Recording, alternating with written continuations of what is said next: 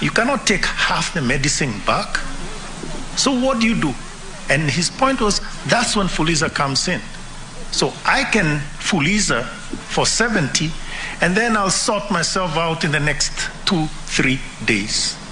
So that's how important it is. I guess it is important for us to see that there's a large segment of our population that in the end will become income constrained in that, or liquidity constrained at a very critical point, and that's when Fuliza comes in.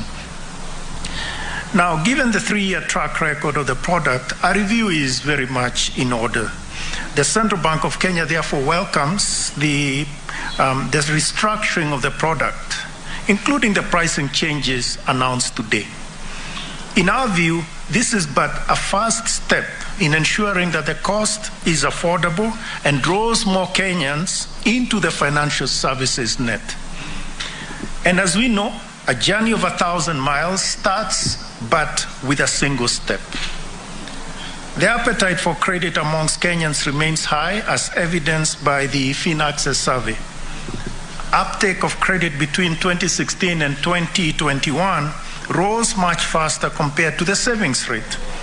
However, the cost of credit has been a major concern for Kenyans. Various initiatives are underway to address these concerns. We have listened. We will act. For the banking sector, CBK issued the banking sector charter in 2019 with 4 key pillars: customer centricity, risk-based credit pricing, transparency, and ethical banking. In particular, the risk-based credit pricing pillar seeks to ensure that banks' cost of credit is aligned to the risk profile of borrowers and is affordable. Implementation of risk-based credit pricing is well underway in the Kenyan banking sector. This has been supported by reforms to the credit information sharing mechanisms effected through the Banking Credit Reference Bureau regulations of 2020. We've listened and action is on the way. Your Excellency, we have an ecosystem that we have to preserve. We have an ecosystem that we have to make grow.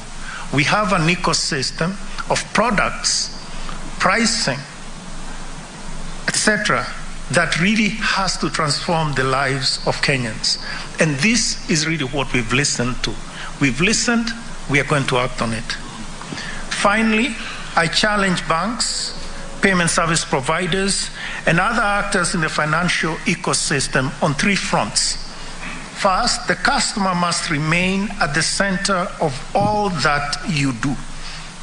Their needs must drive all financial services and products.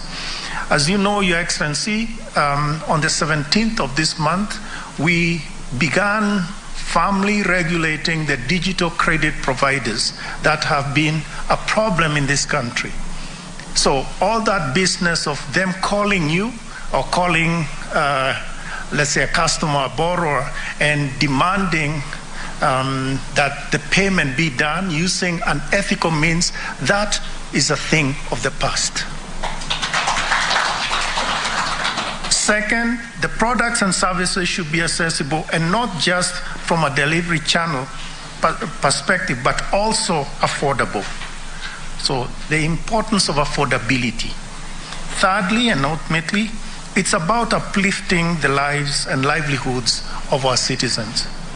Your Excellency, we are in this country, we've listened, we are acting on it. It's now my distinct honor to welcome you, Your Excellency, to make your remarks. I ask you to stand up. Yes, sir.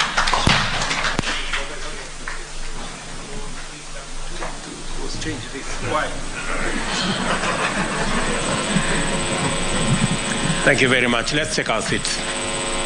Asanteni sana. The Governor of Central Bank.